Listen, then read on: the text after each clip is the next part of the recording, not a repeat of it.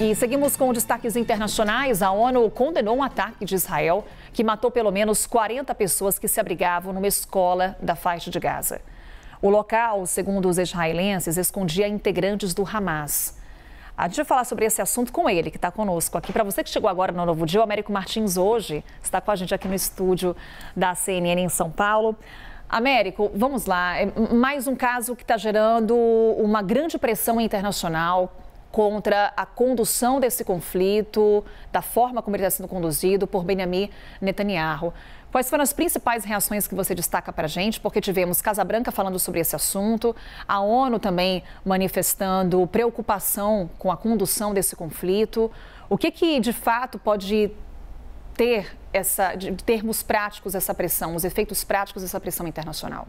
Carol, antes de mais nada, a comunidade internacional está querendo entender exatamente o que aconteceu. Os militares israelenses disseram que agiram de acordo com inteligência, ou seja, eles tinham informação de que havia ali um grupo de pelo menos 30 militantes da Jihad Islâmica e do Hamas.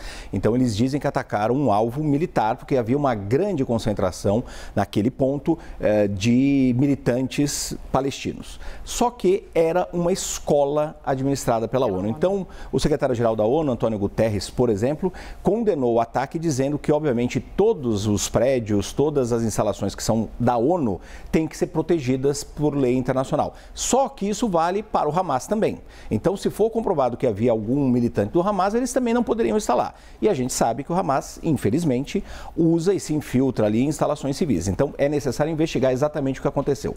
Israel diz que agiu de acordo com a inteligência que tinha. Mas as fontes do Ministério da Saúde, muito triste essas imagens, né?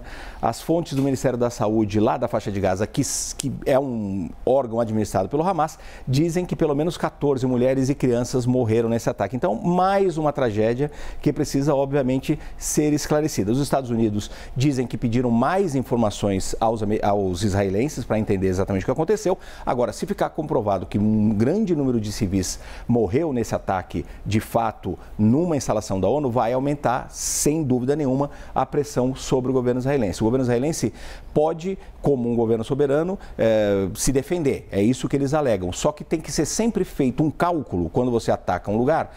Qual é o tamanho do impacto que isso pode ter nos civis em relação ao ganho militar que eventualmente eles tenham. Então, vai ser difícil comprovar quem eram essas pessoas que estavam lá, se eram militantes do Hamas, se eram civis. Então, mais um episódio trágico nessa guerra que vai aumentar muito a pressão sobre os israelenses, que hoje, inclusive, começaram a atacar novamente Rafah, no sul da faixa de Gaza, dessa vez com tanques pelo lado oeste da cidade. Então, Rafah é aquela cidade no extremo sul da faixa de Gaza, que tem causado uma comoção internacional, porque inclusive os americanos pedem que os israelenses não façam uma incursão militar lá, justamente para não acontecer um grande problema com os civis, porque nós temos mais de 1 milhão de refugiados só naquela cidade.